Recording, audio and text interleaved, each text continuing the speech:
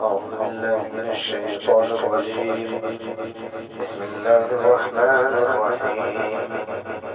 قل يا أيها الكافرون لا أعبد ما تعبدون ولا أنتم عابدون ما أعبد ولا أنا عابد ما عبدتم ولا أنتم عابدون ما أعبد لكم دينكم ولي دين. محمد عربی صلی اللہ علیہ وسلم فرما دیجئے، اے کافرو، نہ میں اس کی عبادت کرتا جس کی تم عبادت کرتے ہو، ولا انتم عابدون ما اعبد، اور نہ تم عبادت کرتے ہو اس کی جس کی میں عبادت کرتا ہوں، ولا انا عابد ما عبدتم، اور نہ میں عبادت کروں گا ان کی جن کی تم عبادت کر چکے ہو یا کرتے ہو، ولا انتم عابدون ما اعبد، اور نہ تم عبادت کرو گے اس کی جس کی میں عبادت کرتا ہوں، لکم دینکم ولی دین، تمہارا دین تمہارے لیے ہے، میرا دین میرے لیے۔ سورۃ الکافرون نزول کے اعتبار سے 18 نمبر کی صورت ہے، 17 صورتیں اس سے پہلے نازل ہو چکی ہیں۔ سورۃ الکافرون کی فضیلت کے بارے میں آتا ہے، حضرت اماں عائشہ رضی اللہ تعالی عنہا روایت کرتی ہے کہ حضور صلی اللہ تعالی علیہ وسلم نے ارشاد فرمایا کہ یہ دو صورتیں فجر کی سنتوں میں پڑھنے کے لیے بہتر ہے، قل یا ایھا الکافرون اور قل ھو اللہ احد۔ بہت سے صحابہ کرام رضوان اللہ علیہ مجمعین سے ثابت ہے، فرماتے ہیں کہ ہم نے خود سنا ہے رسول اللہ صلی اللہ علیہ وسلم کو سورۃ الکافرون اور سورۃ الاخلاص فجر کی سنتوں میں پڑھتے ہوئے۔ حضرت علی المرتضیٰ رضی اللہ تعالی عنہ روایت کرتے ہیں کہ اللہ کے رسول صلی اللہ علیہ وسلم کو نماز کی حالت میں ایک روز بچھو نے ڈنک مار دیا تھا۔ سلام پھیرنے کے بعد رسول اللہ صلی اللہ علیہ وسلم نے بچھو کو لعنت فرمایا کہ اللہ کی لعنت ہو کہ نمازیوں کو بھی نہیں چھوڑتا۔ اس کے بعد آپ نے پانی اور نمک منگوایا، آپ وہ پانی اور نمک والا وہ پانی آپ جھڑائی کر رہے تھے، ڈالتے جا رہے تھے اور سورۃ الکافرون پڑھتے جا رہے تھے۔ اس سورت کا شان نزول، رسول اللہ صلی اللہ علیہ وسلم نے جب اعلان نبوت فرمایا، یعنی اللہ نے آپ کو نبوت اور رسالت سے سرفراز فرما دیا، آپ کوہ صفا پر چڑھے، آپ نے اعلان فرما دیا، آپ کی نبوت کا اعلان کرا دیا گیا۔ لوگ یکے بعد دیگرے گاہے بگاہے اسلام میں آنے شروع ہو گئے۔ بہت قلیل لوگ اسلام میں آئے، بہت اکثریت لوگوں کی وہ تھی کہ جو اسلام میں نہیں آئے، بلکہ آپ کی دشمنی پر آمادہ ہو گئے اور دشمنی پر اتر آئے۔ خاص طور پر مکہ کے سرداران ولید ابن المغیرہ، عاص بن وائل، حضرت عمر رضی اللہ تعالیٰ عنہ کے والد، حضرت خالد رضی اللہ تعالیٰ عنہ کے والد، یہ دو بہت ہی گھمنڈی اور بہت ہی منہ پھٹ لوگ تھے۔ اس کے علاوہ عتبہ، ابی جہل اور اس کے علاوہ جو بھی سرداران تھے، امیہ بن خلف وغیرہ، انہوں نے تو دشمنی اتنی زیادہ نکالی کہ ہر لمحہ وہ کوششیں کرنے لگے اور پریشانی اور ٹینشن ان کی بڑھنے لگی کہ محمد صلی اللہ علیہ وسلم یہ کیا نیا دین لے کر آ گئے ہیں۔ دشمنیاں شروع ہو گئی ہیں، باپ بیٹے سے جدا ہو رہا ہے، گھروں میں اختلافات پیدا ہونے شروع ہو گئے ہیں، لہٰذا اب اس پر کیا کریں، ہم لوگوں کو سوچنا چاہیے۔ چنانچہ دارالندوہ جو اس وقت میں ایک گھر تھا، یعنی ایک چوپال تھی مکہ والوں کی کہ جہاں پر بیٹھ کر وہ اپنے مشورے کرتے تھے، یا جو بھی بہرحال آنے جانے والے لوگ وہاں پر ٹھہرتے تھے۔ ابھی تو اس وقت دارالندوہ مسجد الحرم کے اندر آ چکا ہے، شامل کر دیا گیا۔ بہرحال اس میں بیٹھ رہے ہیں، مشورے کر رہے ہیں کیا کیا جائے کیا کیا جائے۔ بہت سی میٹنگ ہوتی ہے، بہت سے مشورے ہوتے ہیں، جن میں سے لوگ اپنے اپنے خیالات کا اظہار کرتے ہیں کہ آخر وجہ کیا ہوئی، محمد صلی اللہ علیہ وسلم کو یہ سب کرنے کی کیوں نوبت آئی۔ اپنے اپنے خیالات کا اظہار کر رہے ہیں لوگ۔ ایک شخص کھڑا ہوتا ہے، وہ یوں کہتا ہے کہ مجھے لگتا ہے محمد صلی اللہ علیہ وسلم پر کسی جن کا جادو ہو گیا ہے۔ ایسا کرتے ہیں، آپ کو کسی اچھے سے جادوگر کو اور ساحر کو اور کاہن کو دکھا لیتے ہیں، آپ کا علاج کرا لیتے ہیں۔ دوسرا شخص کہتا ہے ہو سکتا ہے، مجھے لگتا ہے بہرحال کہ محمد صلی اللہ علیہ وسلم چونکہ غریب ہے، یہ سب اس لیے کر رہے ہیں کہ تاکہ مال مل جائے، لوگ آ جائیں گے، لوگ فالوور ہو جائیں گے، لوگ ان کے تحت آ جائیں گے تو ہدایہ آنے شروع ہو جائیں گے۔ مالدار ہونا چاہتے ہیں، امیر ہونا چاہتے ہیں۔ کہ ہاں یہ بھی بہت ممکن ہے، ہو سکتا ہے ایسا ہو، لیکن مجھے لگتا ہے کہ محمد صلی اللہ علیہ وسلم کی جو شادی ہوئی ہے، نکاح جو ہوا ہے، وہ بیوہ سے ہوا ہے۔ آپ یہ سب اس لیے کر رہے ہیں کہ تاکہ کسی بہت اچھے خاندان میں شادی ہو جائے، کوئی کنواری لڑکی مل جائے، اس کے لیے آپ یہ سب کر رہے ہیں۔ تو کیوں نہ ہو، بہرحال محمد صلی اللہ علیہ وسلم سے بات کی جائے اور ان کے پاس ایک وفد بھیجا جائے۔ تو ایک روایت کے مطابق ہے کہ ولید ابن المغیرہ، چونکہ وہاں کا بڑا گھمنڈی آدمی بھی تھا اور مالدار بھی آدمی تھا، بہت بڑا سردار تھا، جائیداد تو اتنی زیادہ تھی اس کے پاس، یہاں تک کہ مکہ سے لے کر کے طائف تک اس کے باغات تھے۔ عتبہ بھی تھا مجلس کے اندر۔ عتبہ نے کہا کہ تم سب جانتے ہو کہ میری جو لڑکیاں ہیں وہ بہت خوبصورت ہے اور بہت عقل والی ہیں، لہذا اگر محمد صلی اللہ علیہ وسلم یہ سب بیوی کے لیے کر رہے ہیں، کسی خاندان کے اندر، بڑے خاندان میں، یا کسی بہت حسین جمیل لڑکی سے شادی کا معاملہ ہے، تو جن میں سے چاہے جس سے چاہیں گے میں اس سے شادی کرانے کو تیار ہوں، مہر بھی نہیں لوں گا، بغیر کسی مہر کے۔ بہرحال ایک روایت تو یہ ہے کہ ولید ابن المغیرہ خود ہی گیا تھا، اکیلا جا کر کے بات کیا، محمد صلی اللہ علیہ وسلم کیا حقیقت ہے، یہ کیا ہو رہا ہے، یہ جھگڑے کیوں ہیں، یہ جھگڑے اب ختم کیے جائیں۔ لوگوں میں اختلافات بڑھ رہے ہیں، پریشانیاں بڑھ رہی ہیں، آپس میں اتفاق نہیں ہو پا رہا، اختلافات بڑھتے چلے جا رہے ہیں، تو کیسے یہ سارے کے سارے مسائل کا حل ہو۔ آپ نے ارشاد فرمایا، اللہ رب العزت نے مجھے نبوت اور رسالت سے سرفراز فرما دیا ہے، لہٰذا اللہ کا حکم ہے کہ میں تم لوگوں کو اور ہر ایک انسان کو حق سناؤں، حق بتاؤں۔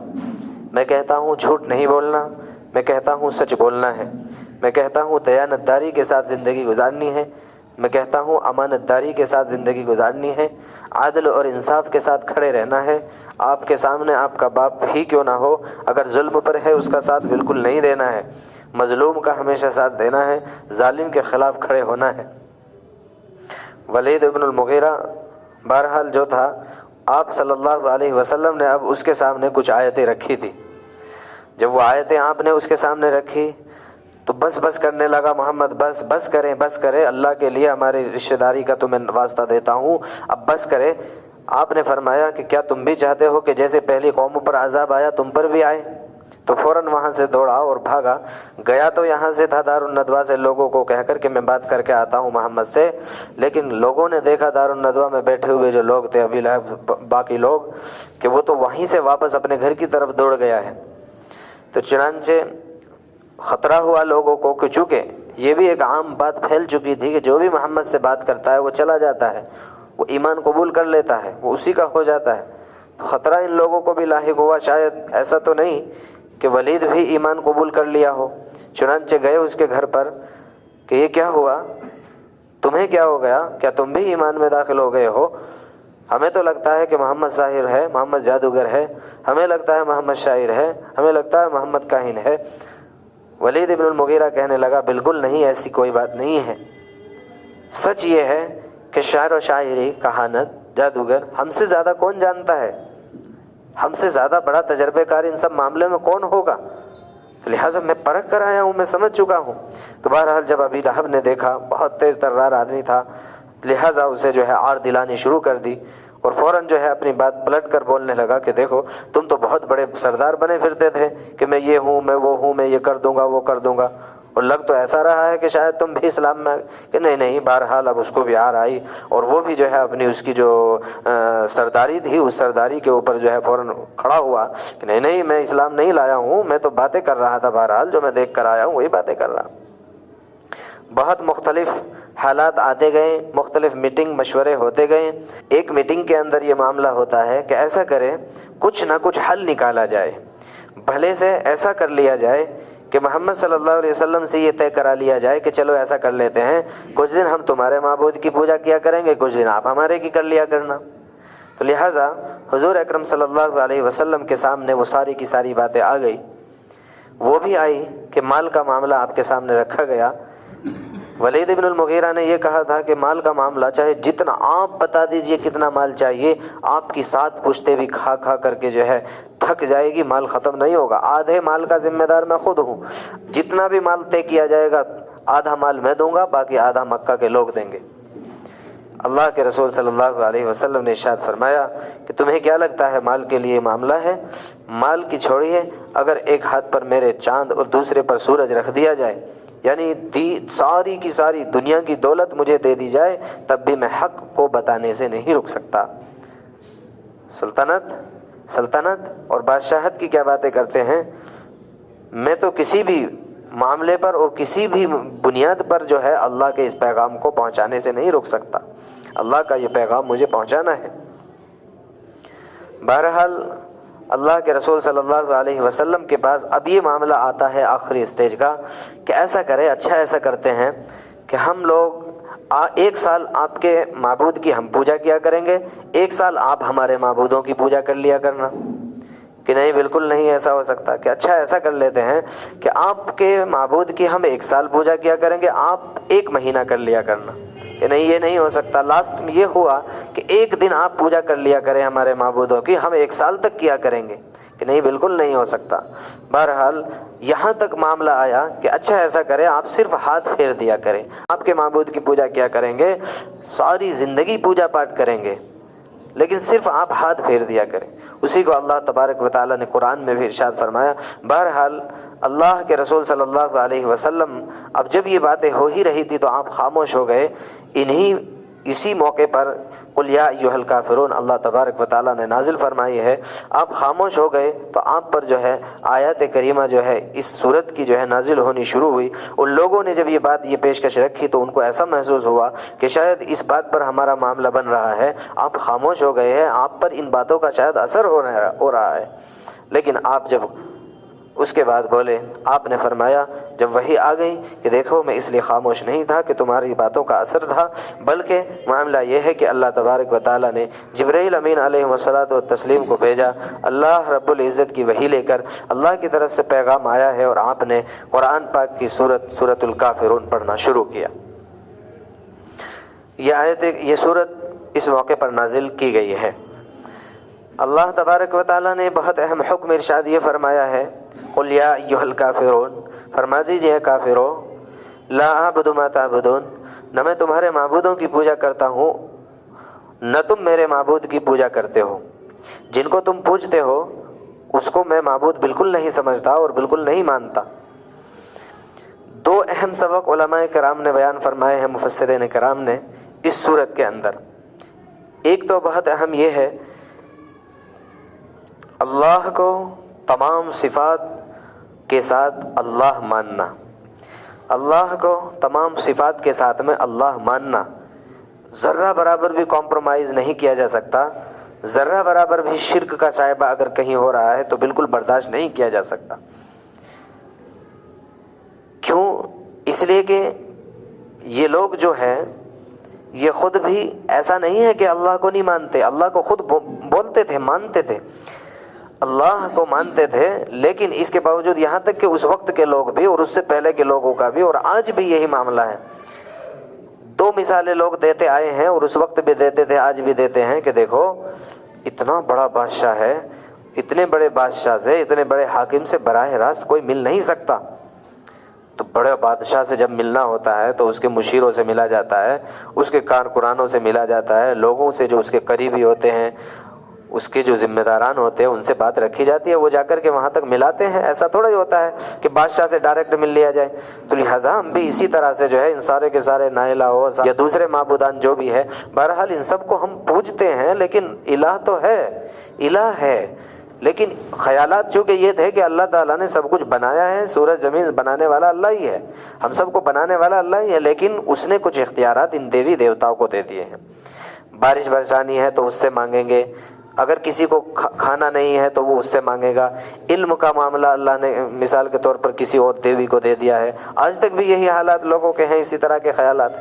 تو ایک تو مثال یہ بھی دیتے تھے کہ دیکھو، ایک تو براہ راست کسی بڑے بادشاہ سے مل نہیں سکتے، دوسری بات یہ ہے، آج بھی دی جاتی ہے مثال یہ دوسری بھی، کہ دیکھو چھت پر سیدھے ڈائریکٹ کوئی چھلانگ نہیں لگا سکتا، سیڑھی چاہیے ہوتی ہے، سیڑھی سے جایا جاتا ہے چھت پر۔ تو لہٰذا یہ سب سارے کے سارے معبودان جو ہے یہ سب سیڑھیاں ہیں۔ افسوس کی بات یہ ہے کہ یہی دونوں کی دونوں مثالیں ہم مسلمانوں کے پاس بھی موجود ہے۔ انتہائی افسوس کی بات یہ ہے کہ اگر ہمارے ہی ایک طبقے سے اگر یہ بات کہی جاتی ہے، معلوم کیا جاتا ہے، تو یہاں تک کہ وہاں بھی یہ باتیں موجود ہوتی ہیں۔ حالانکہ افسوس کی بات یہ ہے کہ اگر ایک بت کے سامنے سجدہ کر رہا ہے، بت کے سامنے سجدہ کرنے والے کو آپ اور میں اور ساری دنیا کہتی ہے کافر ہے، لیکن اگر حضرت قطب الدین بختیار کاکی ہو یا حضرت صابر کلیری ہو یا حضرت معین الدین چشتی رحمۃ اللہ علیہ ہو یا اللہ کے بڑے سے بڑا ولی ہو، وہاں پر جا کر دیکھیں تو وہاں پر بھی لوگ سجدہ کر رہے ہوتے ہیں، وہاں پر بھی لوگ جھک رہے ہوتے ہیں۔ امام بخاری رحمۃ اللہ علیہ نے بہت اہم طریقے سے آپ نے جو ارشاد فرمایا، باب باندھا، آپ نے مصافحے کا باب باندھا ہے، مصافحہ ہاتھ سے کیا جائے گا، یہاں تک کہ آپ نے فرمایا جھک کر آپ سلام بھی نہیں کر سکتے، آپ جھک کر سلام بھی نہیں کر سکتے۔ مجبوری کے حالات الگ ہے، ایک آدمی بیمار ہے لیٹا ہوا تو جھکنا ہی پڑے گا، لیکن نارملی حالات میں باقاعدہ ایک آدمی کھڑا ہوا ہے، اس کے سامنے نیت کر کے جھکا جا رہا ہے، اور جب کہ سجدہ کا معاملہ ہو تو یہ تو سراسر کھلم کھلا شرک ہے، جس کو اللہ تعالیٰ کہتے ہیں لکم دینکم ولی دین، تمہارا دین تمہارے لیے، ہمارا دین ہمارے لیے ہے۔ اس میں جو ہے بالکل جو ہے آدھا تیتر آدھا بٹیر والا معاملہ دین میں نہیں ہوتا۔ بہت اہم یہ ہے اللہ کو تمام اوصاف کے ساتھ میں اللہ ماننا۔ اللہ ہے، جو اللہ کر سکتا ہے وہ کوئی نہیں کر سکتا۔ اگر کسی کا عقیدہ یہ ہے کہ نہیں اللہ بھی کچھ کر دے گا، کچھ کہیں اور سے بھی بن سکتا ہے، کچھ فلاں جگہ جائیں گے تو وہاں سے بھی بن جائے گا، کچھ چادر چڑھا دیں گے تو وہاں سے بھی بن جائے گا۔ باقاعدہ لوگوں کے یہ حالات ہیں کہ مزار پر جا کر کے لوگ باقاعدہ مانگتے ہیں کہ آپ میرا یہ کام بنا دیجئے، میرے اولاد نہیں ہے اولاد دے دیجئے۔ ان کے ہاتھ میں کچھ بھی نہیں ہے، یقیناً اللہ رب العزت مالک ہے۔ چونکہ اگر یہ معاملہ ہوتا تو محمد صلی اللہ علیہ وسلم زیادہ مستحق تھے اس بات کے کسی کو کچھ دینے اور لینے کے، لیکن آپ بھی بے بس نظر آتے ہیں اس معاملے میں کہ آپ کی اہلیہ، آپ کی محترمہ ہماری ماں حضرت عائشہ رضی اللہ تعالیٰ عنہ مانگ رہی ہے، بول رہی ہے، خواہشیں ظاہر کر رہی ہے، تمنائیں کر رہی، دعائیں کر رہی، لیکن آپ کو اولاد نہیں ہے۔ آپ فرما رہے ہیں میری اہلیہ، میری بیوی، میری زوجہ عائشہ، دیکھو یہ تو اللہ کا معاملہ ہے، اللہ جسے چاہے جو چاہے دے دیتا ہے۔ آپ کے ہاتھ میں اگر کچھ دینے والا معاملہ ہوتا ہی تو آپ یقیناً آپ اپنے چچا جو محسن تھے ابو طالب، اس کو ہدایت ضرور دے دیتے۔ اگر کسی کو کچھ بھی نہ دیتے تو ابو طالب کو ہدایت تو ضرور دے ہی دیتے، لیکن آپ کے بس میں وہ بھی نہیں ہے، آپ کے بس میں بھی کچھ نہیں ہے، تو ظاہر سی بات ہے آپ سے تو نیچے کے ہی مقام کے لوگ ہیں باقی، تو لہٰذا ذرہ برابر بھی اگر اول جھول اس میں رکھا جاتا ہے عقیدے کے اندر، تو اللہ عقیدے کے اندر جھول کو برداشت نہیں فرمائیں گے۔ اللہ فرمائیں گے کل قیامت کے دن، اللہ نے کہا بھی ہے آمنو کما آمن الناس، ایمان لاؤ لوگوں کے ایمان لانے کی طرح۔ لوگ سے مراد سارے مفسرین متفق ہے، اس سے مراد صحابہ ہے۔ صحابہ کا ایمان کیا ہے؟ صحابہ کا ایمان یہ ہے کہ بس ہوگا تو اللہ ہی کرے گا، کامیابی تو اللہ دے گا، کامیابی اللہ کے ہاتھ میں ہے۔ لہٰذا شرک سے بہت اہم طریقے سے بچنا۔ دوسرا بہت اہم سبق دیتا ہے یہ سورۃ کریمہ جو ہمیں دیتی ہے، وہ ہے لا طاعۃ لمخلوق فی معصیۃ الخالق۔ مخلوق کی فرما برداری میں خالق کی معصیت کے ساتھ مخلوق کی فرما برداری نہیں کی جائے گی۔ حضرت عمر فاروق رضی اللہ تعالیٰ عنہ کا زمانہ چل رہا ہے، آپ کی خلافت کا دور چل رہا ہے۔ ایک صحابی ہے حضرت عبداللہ بن حذیفہ رضی اللہ تعالیٰ عنہ، آپ کی معیت میں آپ کو امیر بنا کر ایک لشکر بھیجا گیا روم کی طرف، لہٰذا وہاں پر آپ کو قید کر لیا گیا، اس لشکر کو قیدی بنا دیا گیا۔ اس کے بعد وہاں پر جو بادشاہ کے سامنے اس کو پیش کیا گیا ہے تو بادشاہ نے یہ کہا تھا کہ آپ اسلام چھوڑ دیجئے، آپ دین چھوڑ دیجئے، آپ کو آدھی سلطنت، آپ کو اتنا مال دے دیا جائے گا، کہ اتنا نہیں، اگر آپ پوری سلطنت بھی دے دے تو ہم تب بھی اللہ کا دین، اللہ کا اسلام نہیں چھوڑ سکتے۔ کہ اچھا ایسا معاملہ ہے، تو بہرحال بادشاہ نے حکم دیا تھا کہ ایک کڑھائی پر تیل ڈالا جائے اور اس کو جو ہے خوب پکا لیا جائے۔ بہرحال وہ پکایا گیا اور آپ کے لشکر میں سے ایک شخص کو اس کے اندر جب ڈالا گیا تھا، ڈالتے ہی اس کی جو ہے بوٹی بوٹی بن گئی اور ایک دم جو ہے بہرحال وہ صحابی شہید ہو گئے تھے۔ اس کے بعد آپ کی طرف پھر خطاب کیا گیا تھا، آپ سے کہا گیا تھا آپ کو بھی اسی طرح سے جو ہے ڈال کر ختم کر دیا جائے۔ آپ کی آنکھوں میں آنسو آ گئے تھے، بہرحال ان کو لگا کہ شاید اب یہ ڈر گیا ہے، اب تاثرات بدل گئے ہوں گے۔ اب پوچھا گیا تو ٹھیک ہے، آپ کے کچھ خیالات بدلے ہیں؟ تو ہم تو بہت پہلے سے کر رہے تھے، یہ بھی بچ جاتا۔ کہ نہیں، میں اس لیے نہیں پریشان تو اس لیے ہوں کہ اللہ تعالیٰ نے مجھے صرف ایک جان دی ہے، کاش کہ ایسا ہوتا مجھے 100 جانیں ملتی اور 100 مرتبہ مجھے اس میں ڈالا جاتا اور نکالا جاتا۔ بادشاہ جو تھا اس نے اس شرط پر جو ہے چھوڑنے کی بات کہی تھی، ہم چھوڑ دیں گے، ایسا کرے بادشاہ کو جو ہے آپ بوسہ دیں، اس کی پیشانی کو بوسہ دے دیں، آپ کو چھوڑ دیا جائے گا۔ فوراً آپ نے جواب میں یہ کہا کہ کیا مجھے اکیلے کو چھوڑا جائے گا یا سب کو؟ کہ سب کو چھوڑ دیا جائے گا۔ تو ٹھیک ہے، اس پر ہم تیار ہیں۔ بہرحال آپ نے بوسہ دیا اور آپ جو ہے پورے کے پورے لشکر کو لے کر جب واپس آئے تھے، حضرت عمر فاروق رضی اللہ تعالی عنہ نے اعلان فرمایا تھا، لوگوں مدینہ سے باہر نکلو، حضرت عبداللہ بن حذیفہ رضی اللہ تعالی عنہ آ رہے ہیں، سب لوگ ان کی پیشانی کو بوسہ دیں گے، ان کا استقبال کیا جائے گا، میں سب سے پہلے بوسہ دینے والوں میں ہوں گا۔ تو بہرحال یہ ہے بات، اگر اپنی جان کی آتی ہے تو اپنی جان کو تو ڈالنے کے لیے تیار ہے، کسی بھی طرح پر کسی بھی صورت میں اللہ کے معاملے میں کسی بھی شکل میں جو ہے برداشت کرنے کو کچھ تیار نہیں ہے۔ لیکن اگر مسئلہ آتا ہے تو وہاں پر بھی یہی پوچھا جا رہا ہے کہ اکیلے کو چھوڑا جائے گا؟ اگر اللہ کی قسم اگر جو ہے وہ یہ کہتا بادشاہ کہ تمہیں اکیلے کو، تو کبھی بھی آپ یہ برداشت نہ کرتے کہ آپ پیشانی کو بوسہ دے دیں، بوسہ بھی نہ دیتے اور واپس آپ جو ہے آپ کو ڈال دیا جاتا، کچھ بھی ہو جاتا۔ لیکن ان سارے کے سارے لوگوں کا جب مسئلہ آ گیا ہے، سارے لشکر کو چھوڑ دیا جائے گا، تو ٹھیک ہے، اتنا سا کام ہم کرنے کو تیار ہیں۔ بہرحال اللہ تبارک و تعالیٰ نے بہت اہم حکم ہمیں اس صورت کے اندر ارشاد فرمائے ہیں۔ آخر میں فرمایا لکم دینکم ولی دین۔ دین سے مراد کیا ہے؟